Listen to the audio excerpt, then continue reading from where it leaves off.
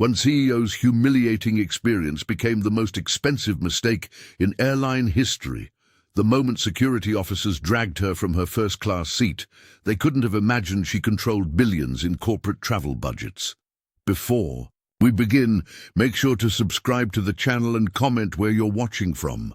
The morning sun cast sharp lines across the polished floor of Cleargate International as Sofia Duarte settled into her executive class seat. The scent of fresh coffee clung to her tailored blazer, a small luxury she'd allowed herself before the early flight to Rio. As CEO of Novo Horizonte Capital, she'd grown accustomed to these business trips, reviewing documents on her tablet while other passengers were still adjusting their neck pillows.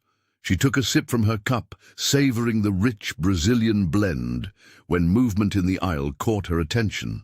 Two security agents in crisp uniforms approached with purposeful strides. Their faces remained unreadable as they reached her row. "Ms. Duarte," the taller one asked, though his tone suggested he already knew exactly who she was. "We need you to come with us, please." Sofia's hand froze mid-air. She carefully placed her cup in the holder, her mind racing through possibilities. "May I ask why?" "Just a routine security check, ma'am," the second agent replied, his eyes avoiding direct contact. "Your belongings will remain secure." Around her, the cabin grew quiet. The businessman across the aisle pretended to be absorbed in his magazine while stealing glances. A flight attendant hovered nearby, uncertainty written across her face. "I see," Sofia responded, her voice measured despite the humiliation burning beneath her composed exterior. Years of navigating corporate boardrooms had taught her to never show weakness, especially when targeted. She stood with deliberate grace, smoothing her skirt as whispers rippled through the cabin. Some passengers looked shocked, others uncomfortably averted their eyes, and a few watched with thinly veiled indifference, as if this were merely in-flight entertainment. "This way, please," the first agent gestured, his hand hovering near, her elbow without quite touching it. Sofia walked ahead of them, her chin lifted, spine straight. The executive maintained her composure, even as she felt dozens of eyes following her progress down the narrow aisle. Her heels clicked against the floor, each step precise, controlled. Inside, a storm was brewing. She recognized this situation for what it was. Despite her position managing billions in assets, despite her tailored suit and executive status, despite everything she had achieved, she was still subject to this, the casual indignity reserved for people who looked like her. As she reached the aircraft door, Sofia took a deep breath. The weight of centuries pressed down with each step she took onto the jetway. This wasn't just about her.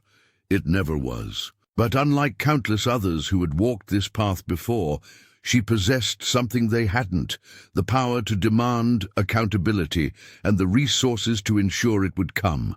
The fluorescent lights in the security room flickered with an incessant buzz, casting harsh shadows across the sterile space. Sofia Duarte sat with perfect posture on the uncomfortable metal chair, her Hermes briefcase placed neatly beside her feet.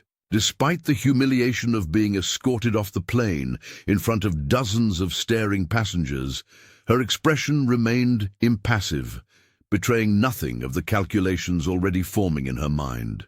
"This is just a routine security check, ma'am," explained the taller security officer, his badge reading supervisor, but his eyes unable to meet hers directly. "We received a flag about some unusual activity associated with your booking." Sofia nodded once, her silence more powerful than any protest. 23 years building Novo Horizonte Capital from the ground up had taught her when to speak and when to observe. This was definitely a moment for the latter. "How much longer will this take?" she asked finally, her voice calm but authoritative. "I have meetings scheduled in São Paulo this afternoon." The second officer shuffled uncomfortably, exchanging a quick glance with his colleague. "We're just following protocol, Ms. Duarte. These things sometimes take time." Sofia recognized the unspoken truth behind their vague justifications. She had seen that same hesitant look countless times before, in luxury boutiques when she browsed expensive items, in five-star hotels when she requested the presidential suite, in boardrooms when she took her seat at the head of the table. It was the look of people confronting their own biases when faced with a black woman in a position of power. As the minutes ticked by, Sophia's mind shifted from indignation to strategic analysis. Orbisser had just signed preliminary paperwork for a 5 billion real credit line with Nova Horizonte last week. The airline's expansion plans across South America hinged entirely on that funding. She mentally reviewed the contract terms, identifying several clauses that could be triggered by this incident. Her smartphone vibrated in her handbag.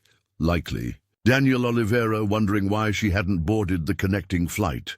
The COO would be concerned, but Sophia knew he would handle the delayed meetings perfectly in her absence. That was why she valued him so highly. The security officers continued their investigation, typing occasionally on their computer terminal and making hushed phone calls. Sophia remained still, her gaze steady, her thoughts racing not with panic, but with precision. She calculated the financial implications of what was happening, the leverage it provided, the response it demanded. Every minute she spent in this room was a minute Orbisser's executives would soon regret. When justice and 5 billion reals collided, the impact would reshape more than just one airline's future. Released with a cold apology that felt more procedural than sincere, Sofia Duarte gathered her belongings from the security room. The leather briefcase felt heavier now, weighted with indignity. She straightened her blazer, a habit from 20 years in boardrooms, and walked through the terminal with measured steps, her heels clicking against the polished floor, like a metronome counting the seconds of her growing resolve. Travelers parted before her, some averting their eyes while others stared openly. Sophia ignored them all. This wasn't her first encounter with prejudice, but it would be the first with consequences of this magnitude. She found a quiet corner near Gate 23, away from curious onlookers, and retrieved her smartphone. "Daniel," she said when her COO answered, her voice calm despite the storm brewing inside. "I need you to pull every contract we have with Orbisser, every investment, every credit line, every partnership agreement, everything." Daniel Oliveira's response was immediate. "What happened?" The concern in his voice quickly transformed to controlled anger as Sophia recounted the incident in precise, emotionless detail. "They had no right," he said, his Brazilian accent thickening with emotion. "This is blatant discrimination. It's also a critical error in judgment," Sophia replied, watching passengers board the very airline that had just humiliated her. "Nova Horizonte holds over 5 billion reais in their financing. I want our legal team to review termination clauses by tomorrow morning." "Consider it done," Daniel assured her. "I'll mobilize Juridico immediately and brief keyboard members. Discreetly. We don't want Orbisser preparing countermeasures before we're ready." Sophia watched as a flight attendant in Orbisser's distinctive blue uniform smiled at a white executive boarding without a second glance. "Make sure Clara Martins at their IT department gets wind of this. She's been a valuable source before." "Understood." And Sophia, Daniel paused. "I'm sorry this happened to you." "Don't be sorry," she said, her voice hardening like steel being tempered. "Be effective. This isn't about me anymore.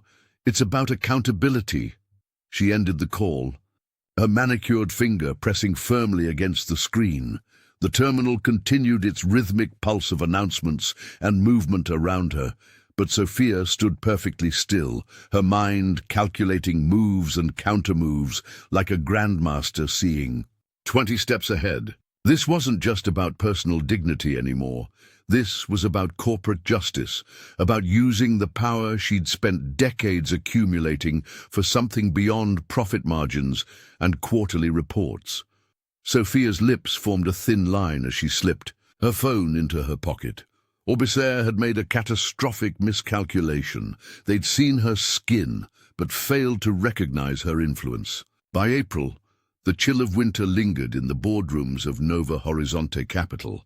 The morning frost still clung to the windows as Sofia Duarte reviewed the latest financial reports, her mind never straying far from the incident at Cleargate. International.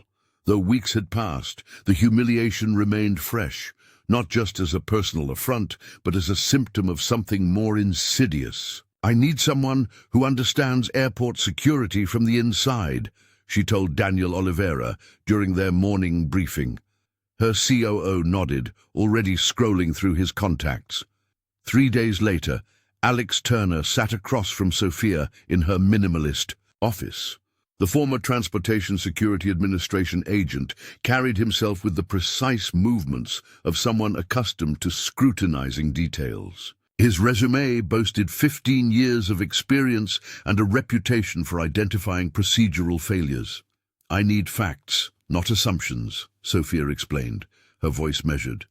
"Orbisair's security practices, their treatment patterns, everything.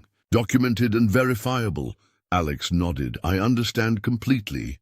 This isn't just about what happened to you." "No," she agreed. "It's about everyone this happens to without the power to fight back." For the next 2 weeks, Alex worked methodically, requesting passenger manifests, interviewing former Orbisair employees, and analyzing security footage. Daniel provided him with all necessary resources, ensuring his investigation remained discreet but thorough. When Alex finally delivered his findings, the three met in Sofia's private conference room. The consultant spread his documents across the polished table, graphs, testimonials, and statistical analyses that told a disturbing story. "The data is unambiguous," he explained, pointing to a color-coded chart. "Orbisair's random security checks show a clear pattern. Black passengers are 4 times more likely to be selected than white passengers with identical profiles. When we factor in high-net-worth individuals, the disparity actually increases." Sofia studied the evidence, her composed exterior masking the turmoil within. Each page confirmed what she had suspected. Her experience wasn't an isolated incident, but part of a systemic problem. "There's more," Alex continued. "Internal memos suggest security staff receive informal guidance about which passengers deserve extra attention. Nothing explicitly discriminatory in writing, of course. They're too careful for that." Daniel's jaw tightened as he reviewed the testimonials from other minority executives who had experienced similar treatment. "This is bigger than we thought," he said quietly. Sofia nodded, feeling a complex wave of emotions. Vindication, that her suspicions were confirmed, but profound sorrow that such practices persisted. She closed the folder with a decisive motion. "Thank you, Alex. Your work is exactly what we needed." As the consultant gathered his materials, Sofia gazed out at the São Paulo skyline. This wasn't just about personal dignity anymore. This was about accountability, and she would not let it slide. The first week of May brought dark clouds and a revelation that would change everything. Sofia Duarte was reviewing quarterly projections. In her office, when her assistant delivered a small package, no return address, just a USB drive, with a note, "You deserve to hear this." Sofia plugged the drive into her computer with steady hands. What followed made her blood run cold. The recordings captured a private executive meeting at Orbisair's headquarters, where Mark Sinclair's distinctive voice rang clear above others. "We need to minimize our troublemaker problem," Mark said, followed by muffled laughter. "These high-profile black clients are becoming a PR nightmare. The optics are terrible when they complain, but the optics of having too many of them in first. Glass isn't great for our core demographic either." Another voice chimed in. "What about the Duarte incident? That could have been handled better." "She's just another entitled executive who thinks rules don't apply," Mark responded. "If she causes problems, we have friends at Nova Horizonte who can make life difficult for her." Sofia listened without expression, though her knuckles whitened around her coffee cup. The Brazilian-grown blend she usually savored tasted bitter now. This wasn't just about her anymore. It was systematic, calculated discrimination masquerading as corporate policy. For 23 minutes, she sat motionless, replaying sections of the recording.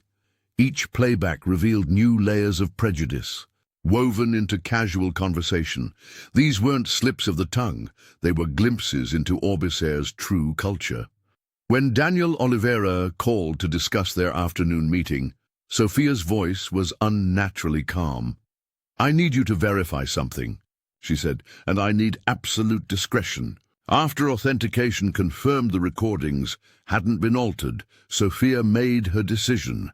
She wouldn't leak this to mainstream media, not yet. She needed someone who understood both finance and justice, someone who wouldn't sensationalize but wouldn't flinch either.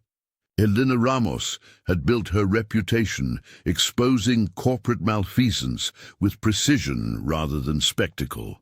The journalist had once written a profile on Sophia that was refreshingly honest, without being exploitative.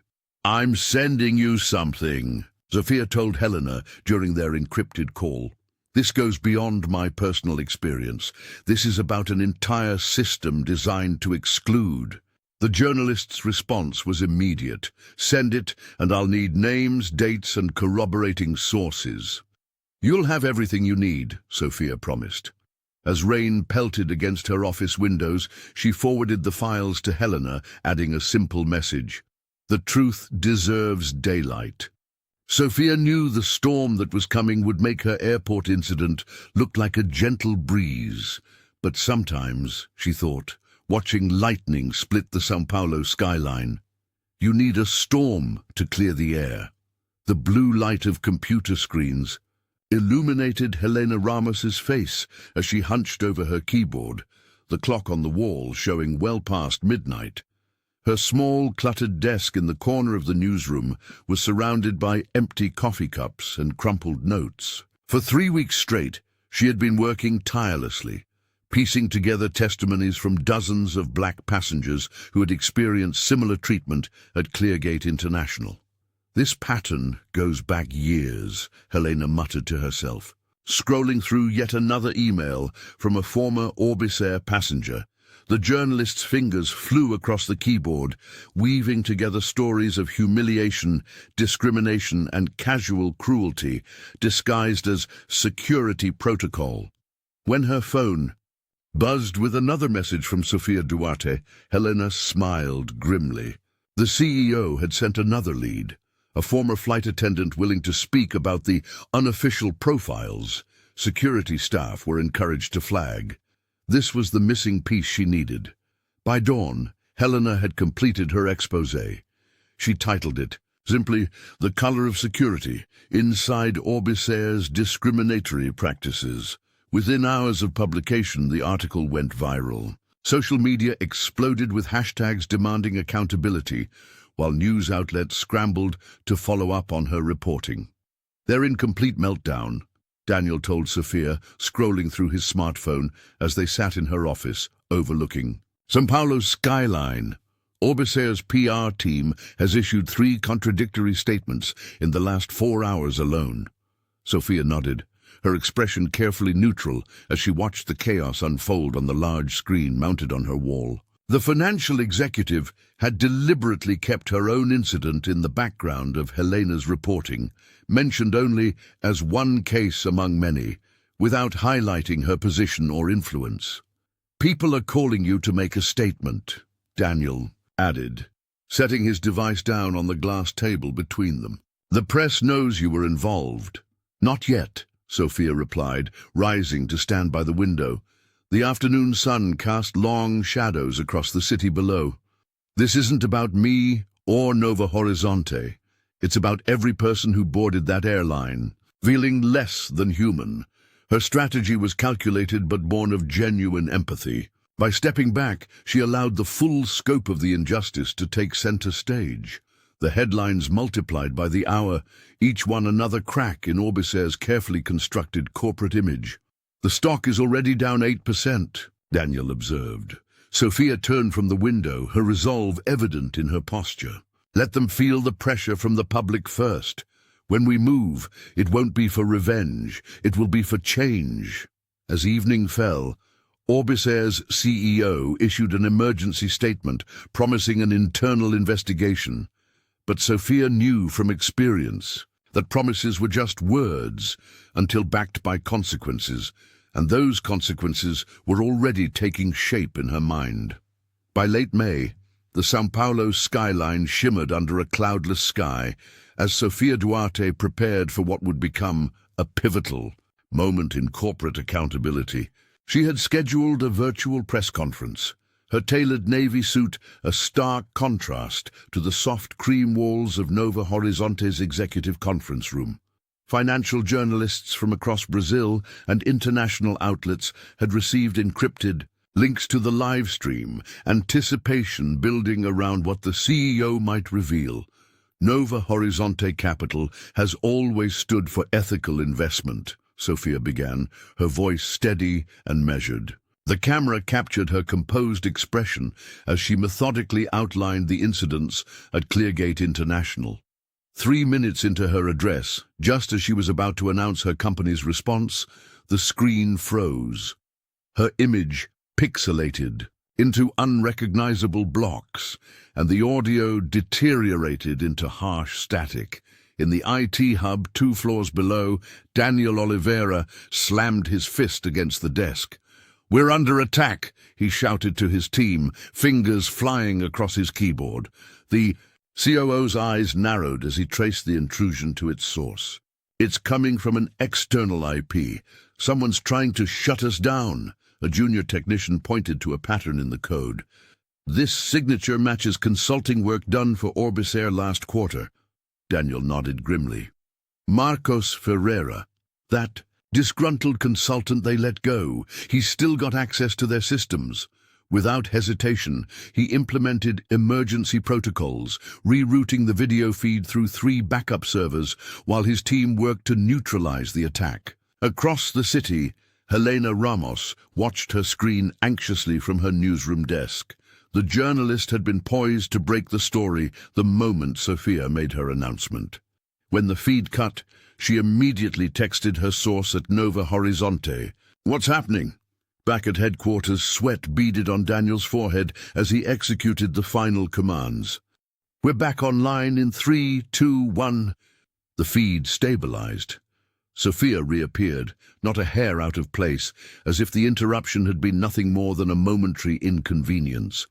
Those watching would never know that during those tense 2 minutes, she had been briefed on the cyber attack and had made the decision to proceed without hesitation.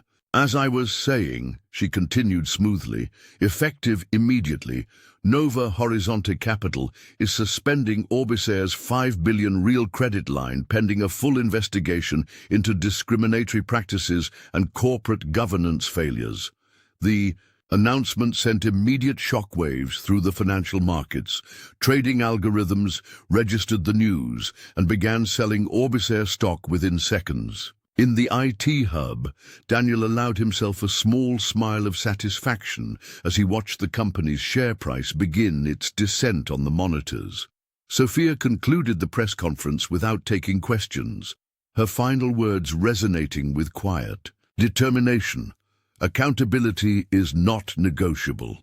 The news of Novo Horizonte Capital suspending Orbisair's $5 billion credit line hit the financial world like a thunderclap. By morning, Orbisair's stock had plummeted 23%, sending shockwaves through the São Paulo Stock Exchange. Panicked investors flooded phone lines while financial analysts scrambled to assess the damage. In the sleek glass tower of Orbisair's headquarters, chaos reigned. Mark Sinclair paced his corner office, barking orders at his legal team to prepare. Lawsuits against Novo Horizonte for malicious business interference. The CFO's normally composed demeanor had cracked, revealing the desperation beneath. He made frantic calls to board members of Novo Horizonte, attempting to leverage old connections and veiled threats. "This is corporate suicide," he hissed into his smartphone. "We'll take this all the way to the Supreme Court if necessary." Meanwhile, Sofia Duarte maintained her resolve despite the storm raging around her. The executive hadn't slept properly in 3 days, yet her determination never wavered. From her office on the 32nd floor, she watched São Paulo's endless sea of lights blur through the night rain, the city never truly sleeping, much like herself these days. "The pressure will only increase," Daniel warned, bringing her another cup of strong coffee. The COO had been by her side throughout, his loyalty unwavering, even as other executives began to question the wisdom of taking on such a powerful opponent. "Let them pressure," she replied, her voice soft but steel-edged. "Some things matter more than quarterly reports." Daniel nodded, understanding the weight behind her words. He'd witnessed firsthand how the incident had affected her, though she rarely showed it publicly.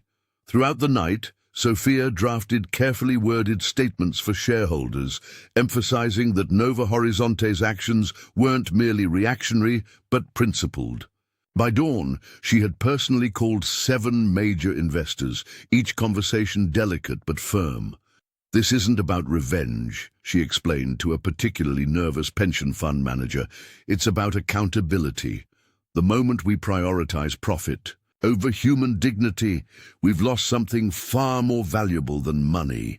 The financial press circled like sharks, with Helena Ramos being one of the few journalists offering balanced coverage. Her article in the morning edition framed the conflict not as a personal vendetta, but as a watershed moment for corporate responsibility in Brazil.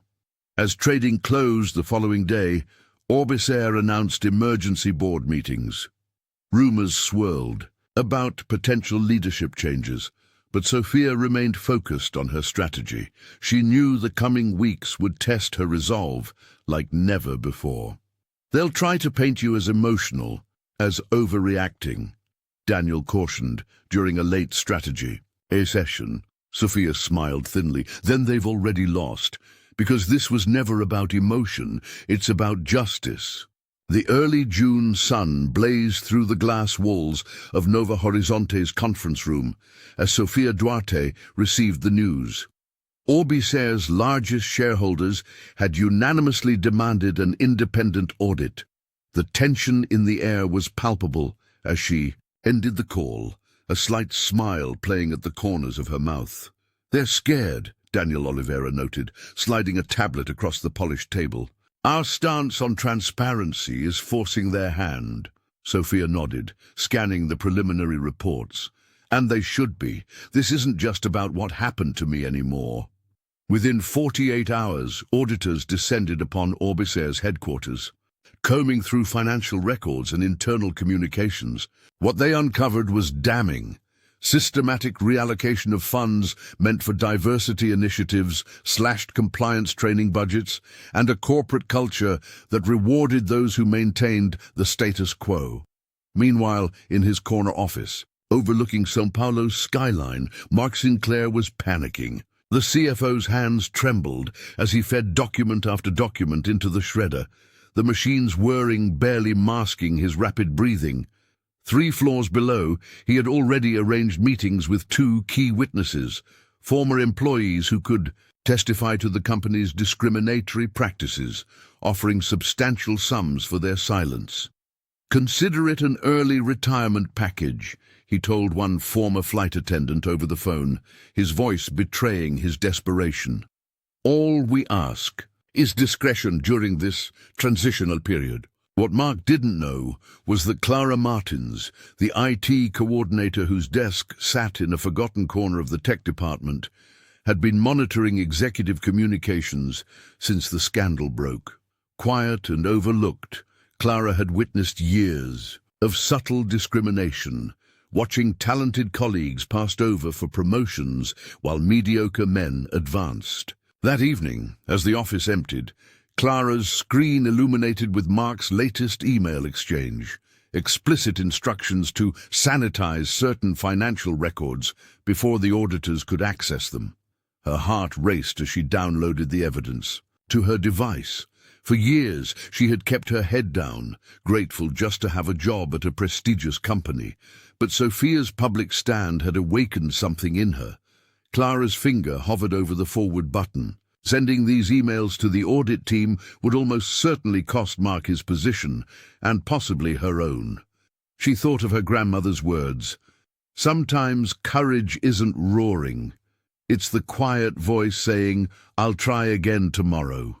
With a deep breath, Clara pressed send, routing the incriminating emails to both the audit team and Helena Ramos at the newspaper. Then she gathered her belongings, straightened her desk, and walked out of the building with her head held high. The dominoes were falling, and Orbisair's carefully constructed facade was crumbling, one brave decision at a time. Daniel Oliveira sat hunched over his computer in Nova Horizonte's IT hub, the blue light illuminating his tired face. For days, he'd been tracking an unsettling pattern. Orbisair's legal team seemed one step ahead of their every move. The timing was too perfect to be coincidence. "Someone's feeding them our playbook," he muttered, scrolling through access logs. The system flagged unusual activity, late-night logins, downloaded strategy documents, and forwarded emails containing Sophia's confidential directives. Daniel narrowed his search parameters, focusing on employees with access to sensitive information. 3 names appeared, but one made his stomach drop.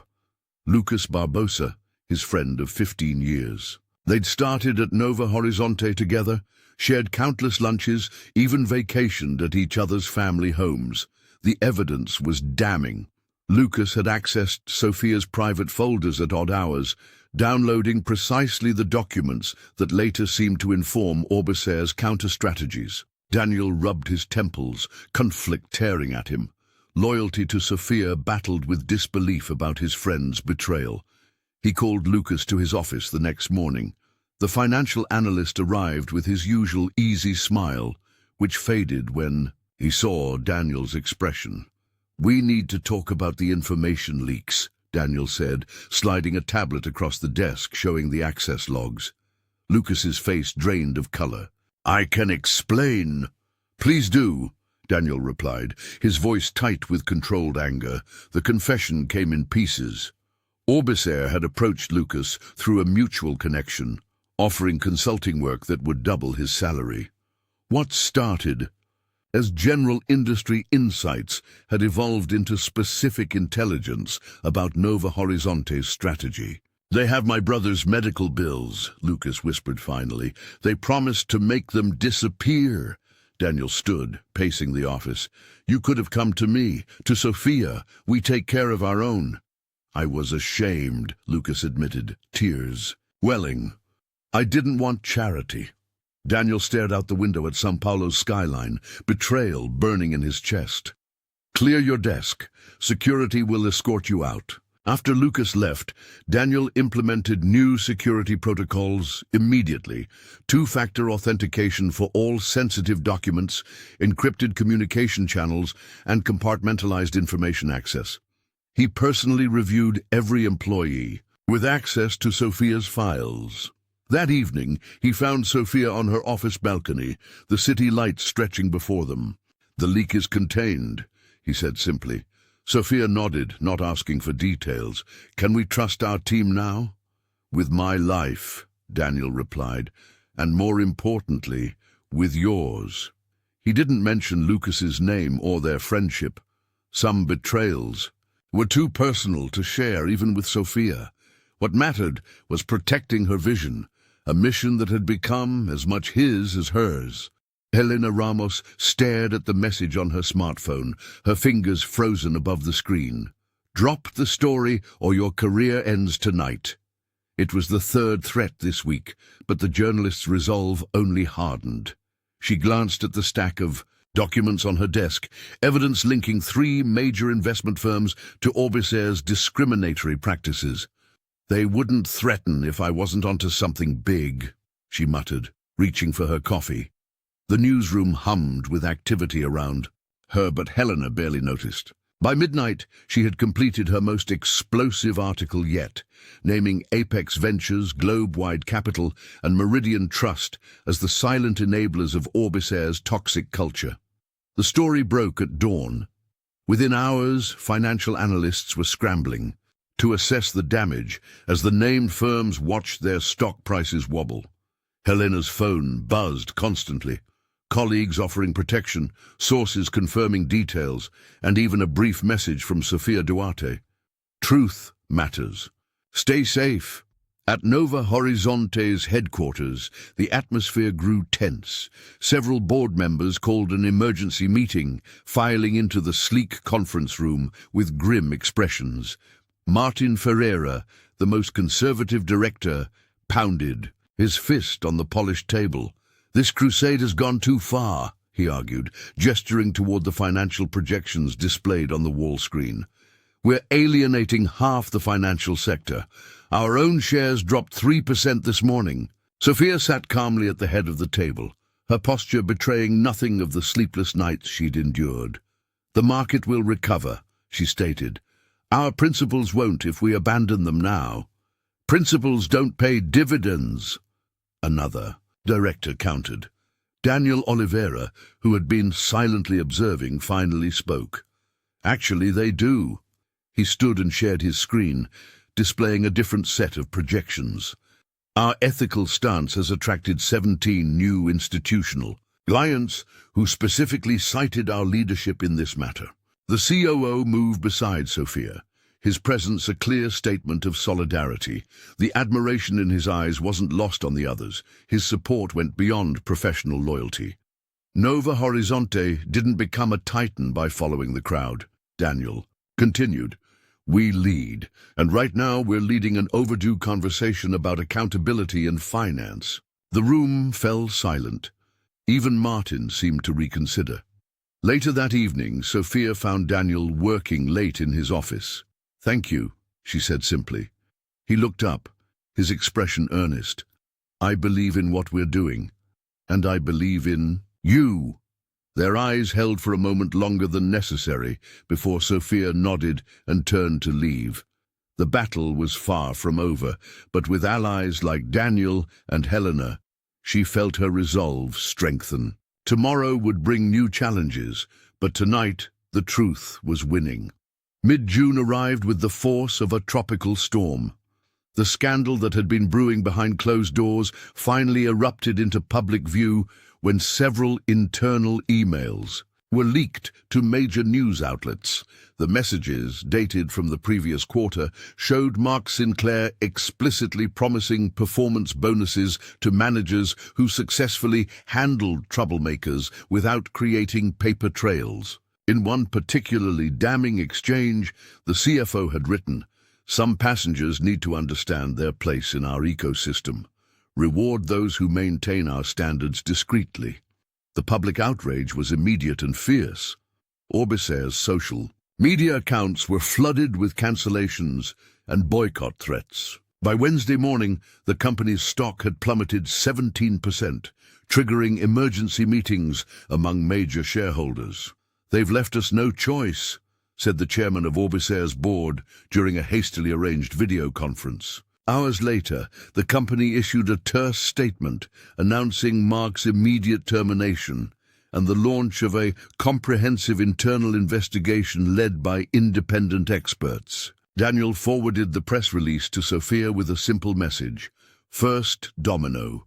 At Nova Horizonte's headquarters, Sofia read the news with measured satisfaction. She knew this was merely damage control, an attempt to contain what had become a 5-alarm reputational fire. The airline was hoping to sacrifice one executive to save the rest. "They think this ends with Mark," she told Daniel during their morning briefing, "but we're just getting started."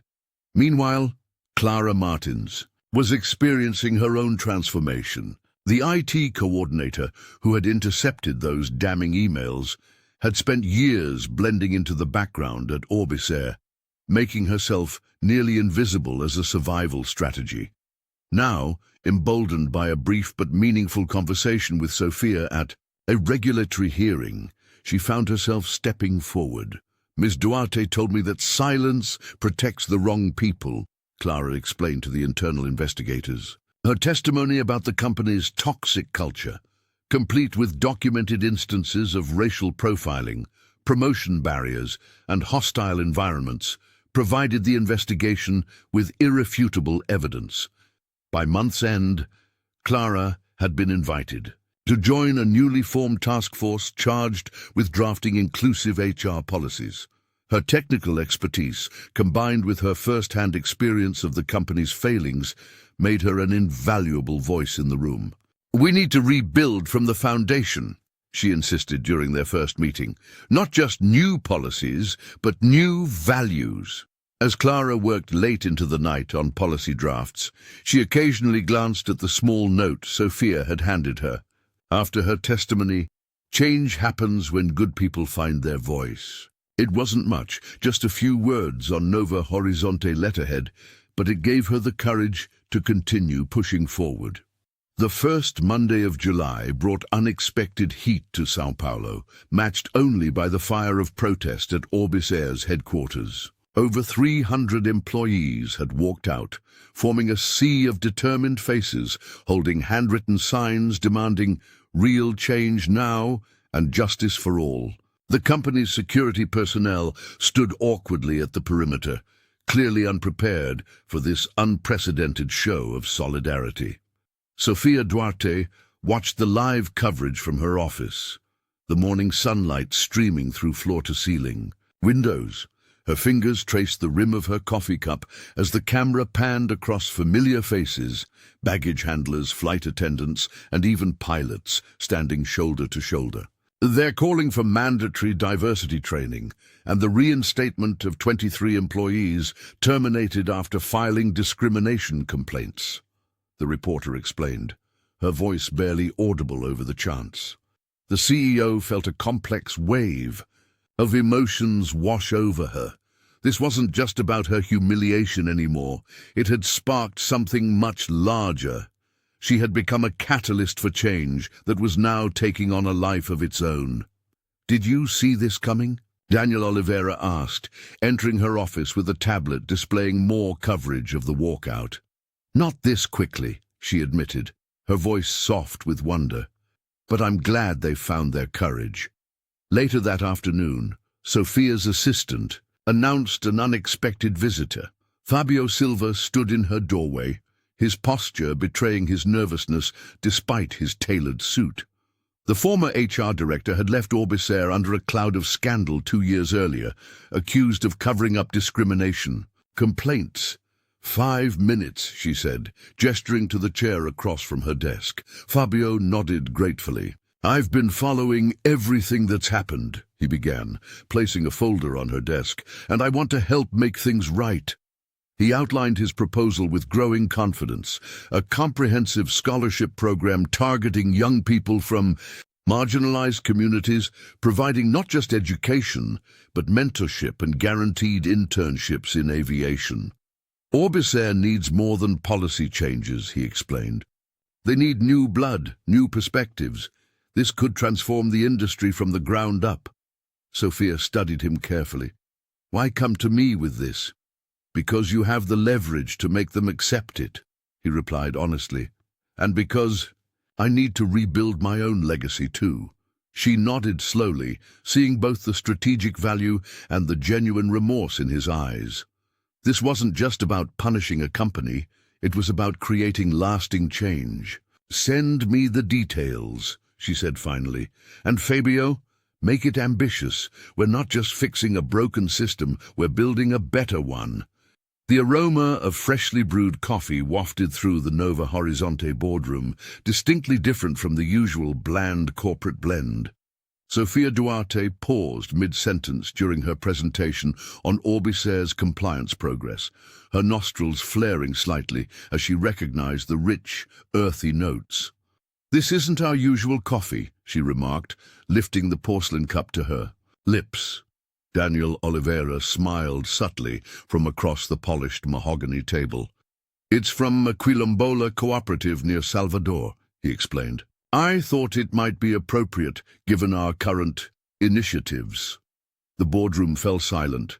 Several executives shifted uncomfortably in their leather chairs, while others examined their cups with newfound interest. The coffee wasn't just coffee anymore. It had become a statement, a tangible representation of the very values they claimed to be fighting for. "Excellent choice," Sophia said, her voice warm with appreciation for her COO's thoughtfulness. She watched as the tension in the room evolved into something more complex, discomfort giving way to curiosity. Ricardo Mendes, one of the more conservative board members, cleared his throat. "I must admit it's quite good. Better than what we usually serve." "They've been growing coffee for 5 generations," Daniel replied. "The cooperative employs over 50 families from traditional communities." The conversation shifted naturally, with questions about the cooperative's business model and distribution challenges. What had begun as a symbolic gesture was transforming into a genuine business discussion about supplier diversity. Sophia observed silently, sipping her coffee, while her colleagues engaged in what was perhaps their first authentic conversation about inclusion that wasn't prompted by crisis or obligation. She caught Daniel's eye across the table and nodded slightly in acknowledgement of his brilliance. After the meeting, she lingered behind as others filed out, their coffee cups empty, but the conversation continuing into the hallway. "That was, and quite clever," she told Daniel when they were alone. "Sometimes the most powerful statements aren't made with grand announcements." He shrugged, organizing his documents. "I remembered what you said about systemic change, requiring both policy and culture. The policies are coming along, but culture changes in these small moments," Sophia finished, running her finger along the rim of her cup. For the first time since the airport incident, she felt a flicker of genuine optimism about Orbisair's transformation. If a simple cup of coffee could spark authentic dialogue here, perhaps there was hope for deeper change there as well. "Have the purchasing department contact the cooperative," she instructed. "I want their coffee in every Nova Horizonte office by next month." Daniel nodded, understanding that this wasn't just about coffee anymore. It was about embedding their values into everyday experiences, making inclusion as natural and essential as morning caffeine. The independent audit report landed on Sofia Duarte's desk with the weight of a concrete block. She flipped through the pages methodically, her expression hardening with each revelation. Orbisair had systematically slashed diversity initiatives while maintaining lavish executive retreats. Training programs for recognizing unconscious bias, cut. Recruitment partnerships with historically black universities, eliminated. Cultural sensitivity workshops, deemed unnecessary expenses. They weren't just negligent, Sophia muttered to herself. This was deliberate. The audit confirmed what she had suspected. Diversity programs had been specifically targeted to inflate quarterly profits by 3%. The evidence was damning, internal memos referring to these initiatives as PR expenses rather than essential operations. The airline had calculated exactly how much discrimination would save them, down to the last reel. By afternoon, financial news channels were running constant coverage. Activist investors who controlled significant portions of Orbisair stock released a joint statement threatening to divest completely unless the company implemented immediate structural reforms. The airline's shares dropped 15% in 3 hours. Daniel Oliveira entered her office without knocking, his face grim. "The board wants an emergency meeting tomorrow morning. Some members are getting nervous about potential backlash." "Let them be nervous," Sophia replied, her voice steady despite her exhaustion. "We're not backing down." After Daniel left, Sophia checked her phone. Helena Ramos had sent a message requesting comment for her follow-up article. 3 missed calls from Alex Turner indicated he had found something else. The pressure was unrelenting. Months of this battle had taken their toll. Sophia stepped onto her office balcony 28 floors above São Paulo. The summer heat pressed against her skin, carrying the scent of jasmine from the building's carefully maintained gardens. Traffic noise rose from below, muffled by distance. For the first time since that day at Cleargate International, Sophia allowed her carefully constructed facade to crack. Alone with the evening sky, she felt tears slide down her cheeks. The weight of responsibility pressed on her shoulders, not just for her own dignity, but for everyone who had ever been humiliated, dismissed, or undervalued because of who they were. Was this worth it? She whispered to the darkening sky. The question that had haunted her sleepless nights finally escaped her lips. Would history remember her as a champion of justice or a vindictive executive who brought down an airline out of personal grievance? A warm breeze touched her face, carrying distant sounds of the city she loved. Sophia wiped her tears with the back of her hand, straightened her shoulders, and took a deep breath. The moment of vulnerability passed, but the question remained unanswered. Sophia's moment of vulnerability evaporated when her smartphone chimed. A notification from the audit team. They'd found something buried in the appendices. Pulling herself together, she swiped through the encrypted files, her breath catching as the evidence materialized on screen. "My God," she whispered, scrolling through internal memos dated 3 years back.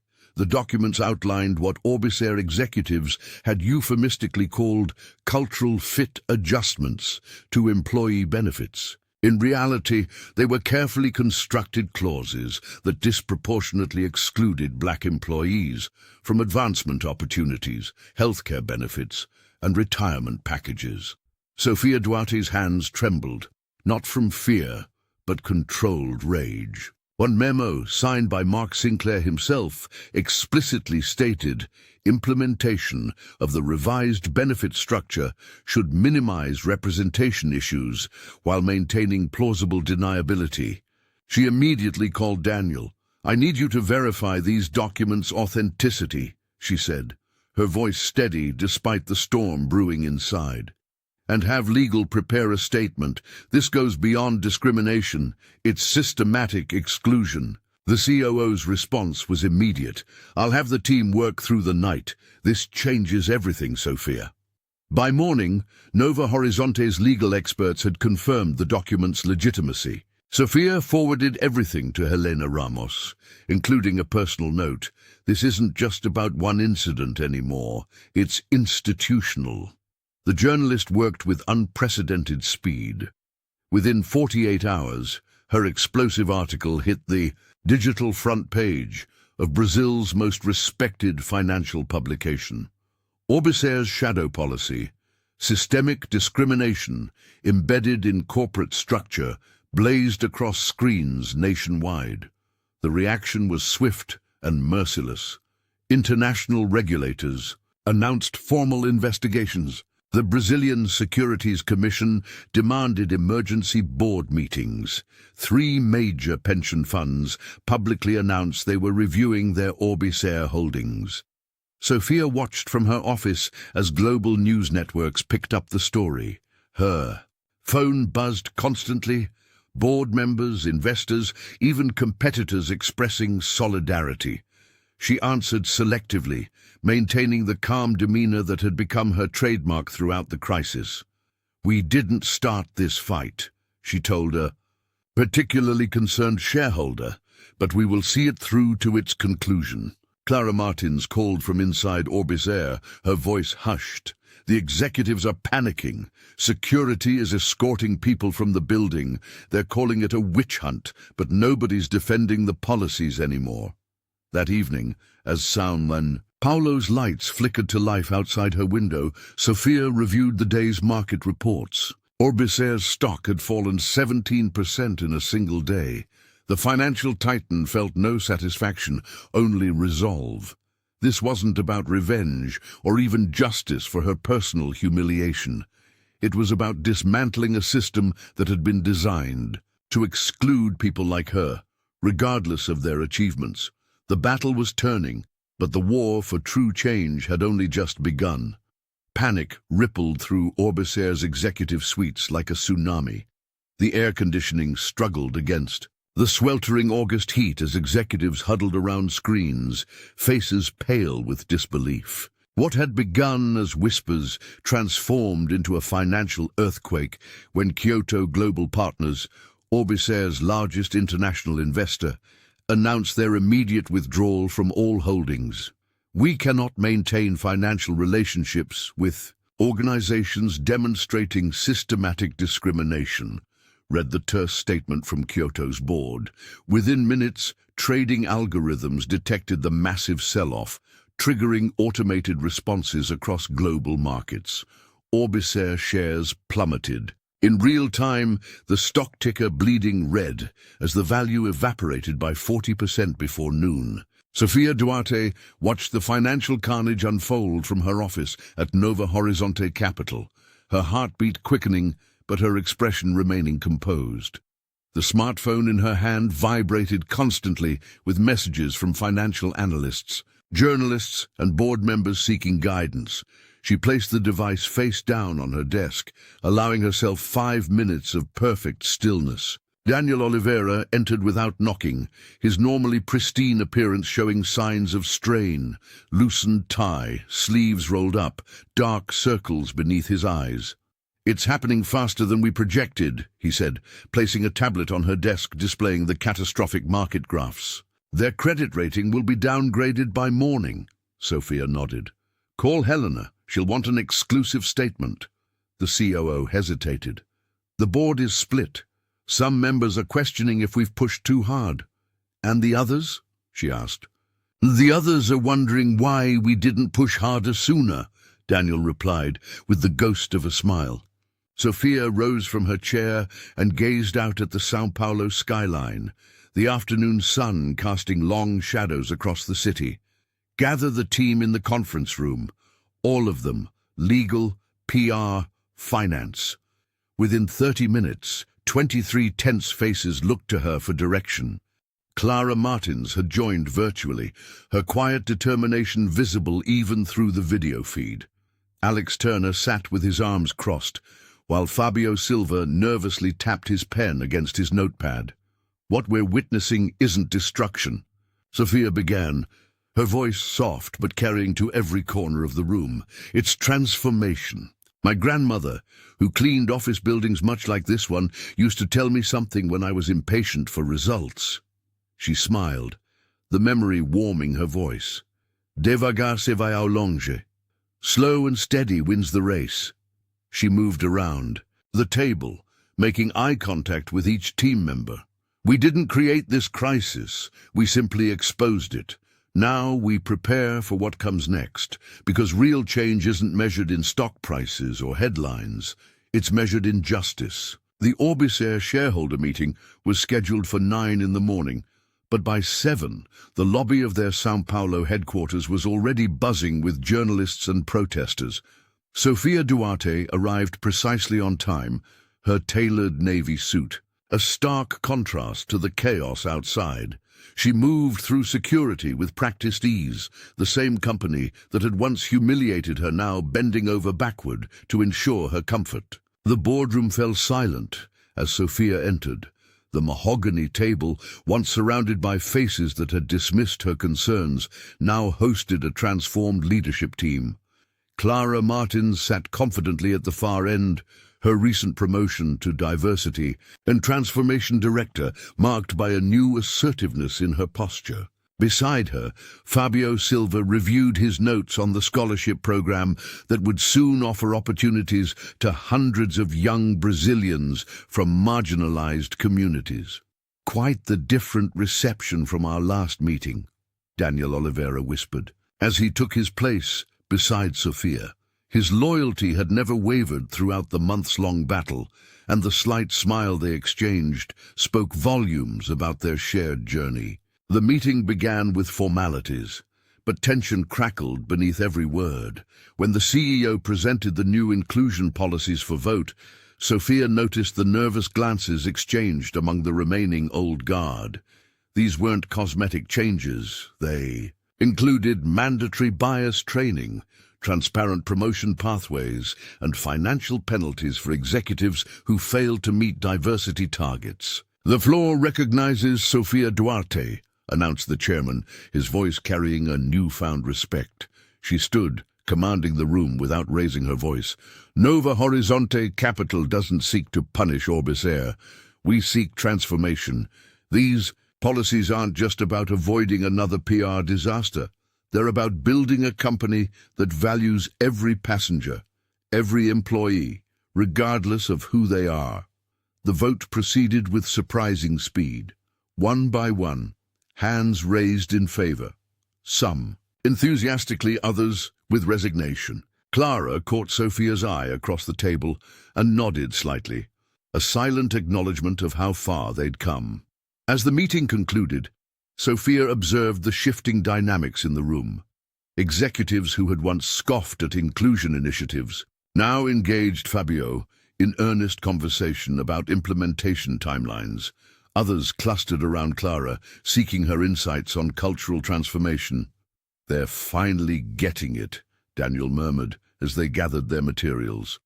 Sophia watched the room with measured optimism. "They're beginning to," she corrected.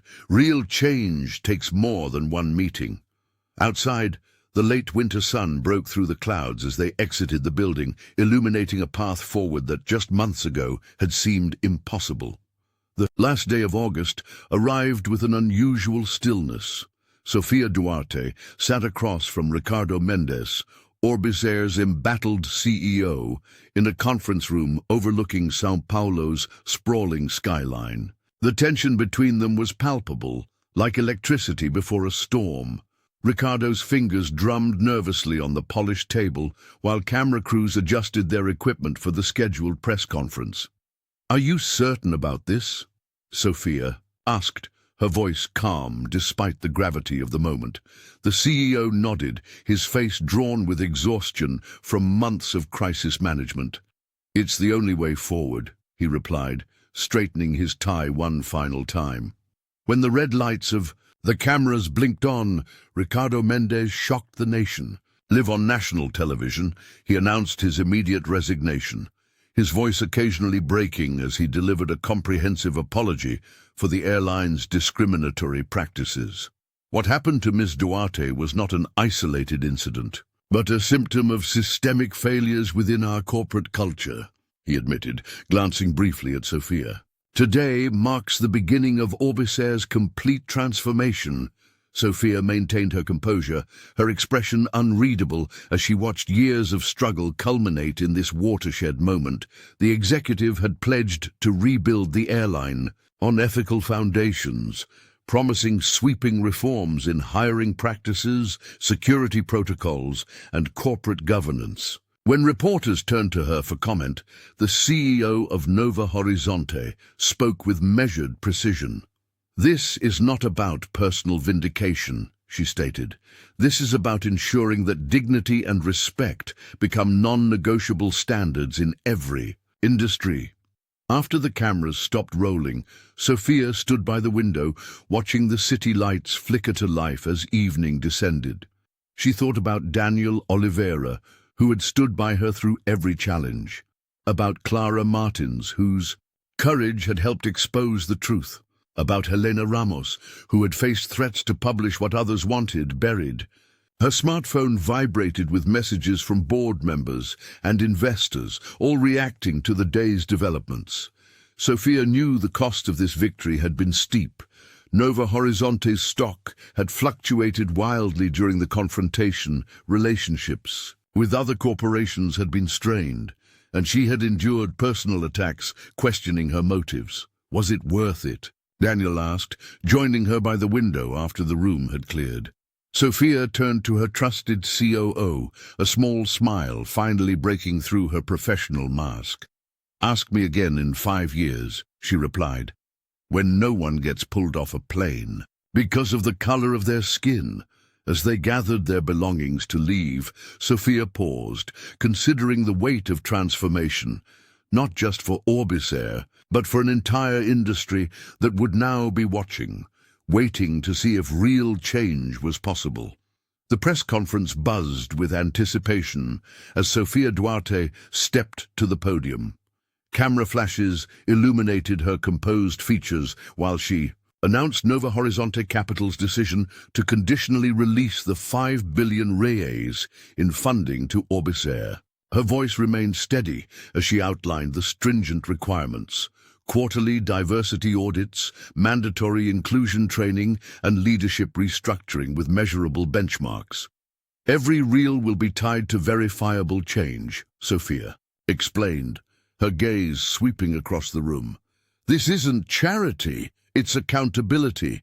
Financial analysts scrambled to update their projections while social media erupted with hashtags celebrating the victory. Major news outlets hailed the CEO as a corporate revolutionary who had transformed a personal humiliation into systemic change.